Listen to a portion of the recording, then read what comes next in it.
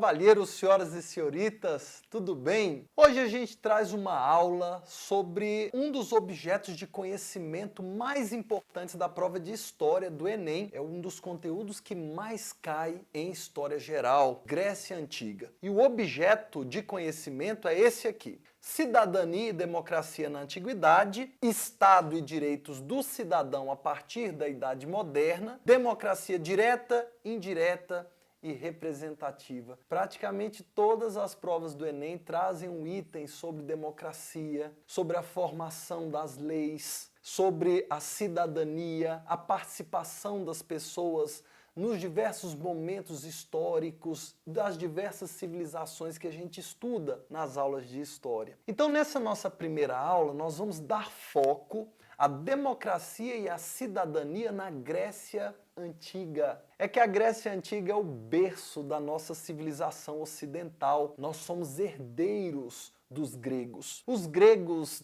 trouxeram muitas contribuições para a humanidade. Eles são responsáveis pela filosofia ocidental, pela formulação das 7 notas musicais, pela matemática em grande medida. Parte da matemática vem dos gregos, da medicina, das ciências de uma forma geral. Os gregos, no entanto, têm uma conquista que marca a história definitivamente. Sem sombra de dúvida, a maior herança dos gregos para a humanidade é a política. Nós sabemos que os gregos não eram necessariamente um país, não eram um reino ou um império unificado. A Grécia Antiga era uma verdadeira colcha de retalhos, uma civilização formada por centenas de cidades que se espalhavam livremente por 3 continentes ao redor do mar Mediterrâneo. Havia cidades gregas na África, havia cidades gregas na Ásia. Mileto, do famoso Tales de Mileto, era uma cidade asiática. Havia cidades gregas na Itália, Siracusa, por exemplo. Havia cidades gregas na própria atual Grécia, né? Atenas, Corinto, Megara, Esparta. Essas cidades gregas não se ligavam politicamente umas às outras, eram politicamente fragmentadas. Cada uma tinha seu próprio sistema de governo, seu próprio regime político. Essas cidades muitas vezes guerreavam entre si. Essas cidades muitas vezes se uniam contra inimigos estrangeiros em comum. De fato, o que definia a civilização grega era uma certa unidade cultural. Basicamente seguiam a mesma religião, os famosos deuses do Olimpo, falavam o mesmo idioma na África ou na Europa, falavam a língua ática e, é claro, mandavam seus atletas para as Olimpíadas. Curiosamente, os macedônios que seguiam a religião dos gregos e falavam a língua grega não eram considerados gregos porque não participavam das Olimpíadas. Nós temos aí essa formação política descentralizada da Grécia Antiga. Os gregos criaram a política no momento em que eles tiveram uma sacada super especial. Eles perceberam que os governantes não eram deuses. É que os povos antigos, como os egípcios, os persas, acreditavam que os governantes eram deuses e por isso não discutiam com os governantes. A gente sabe que não é possível fazer política sem debate, sem diálogo, sem discussão e sem discordância, é claro. Quando a mulher faraó egípcia, Cleópatra, esbravejava uma ordem para os seus ministros,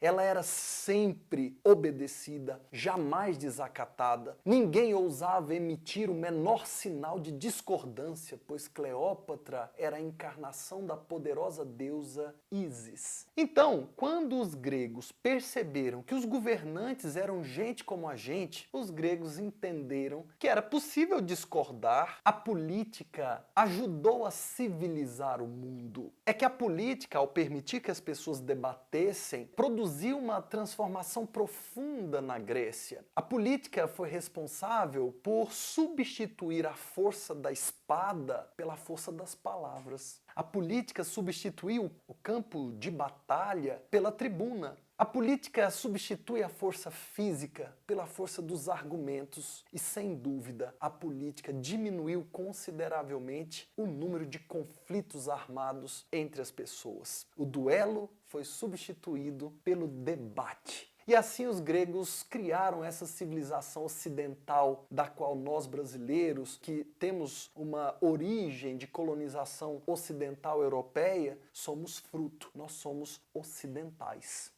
Isso é tão importante que é justamente a criação da política que faz florescer a civilização grega, dividindo a história em antiguidade e antiguidade clássica. A antiguidade clássica é fruto da criação da política pelos gregos. Assim nós temos o desenvolvimento de diversos modelos políticos na Grécia Antiga. Um desses modelos, muito importante, foi sem dúvida o modelo ateniense, que é muito conhecido. Atenas é a primeira democracia de que se tem notícia aqui no mundo ocidental. Os atenienses entenderam que certas pessoas tinham direito de participar das decisões da cidade, de participar dos assuntos públicos. Essas pessoas eram os cidadãos. Os cidadãos atenienses eram os homens maiores de 21 anos, filhos de atenienses, não escravos. Esses homens eram cerca de 10% da população total da cidade de Atenas. Todos os dias eles se reuniam em praça pública, as praças chamadas de ágora, e nessas praças deliberavam sobre os destinos da cidade de Atenas. Esses cidadãos passavam o dia inteiro debatendo política, falando de filosofia, de literatura, de arte. E para que pudessem passar o dia inteiro pensando nos assuntos públicos, eles tinham escravos trabalhando por eles. A democracia de Atenas tem características muito específicas. Primeiro, porque ela é uma democracia restritiva. Mulheres, crianças, escravos e filhos de estrangeiros não podiam participar. Portanto, somente 10% da população.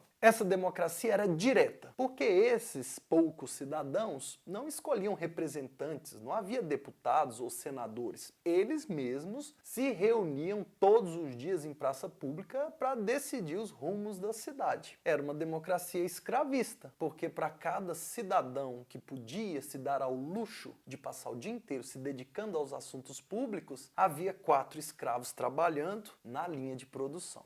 Então, a cidadania na cidade de Atenas tinha essas 3 características que você tem que ter na ponta da língua para a prova do Enem. Uma democracia restritiva, uma democracia direta e uma democracia escravista. Fiquem atentos, algumas provas trazem uma 4ª característica, uma democracia machista, já que excluía as mulheres. Valeu, gente! Até o nosso próximo encontro.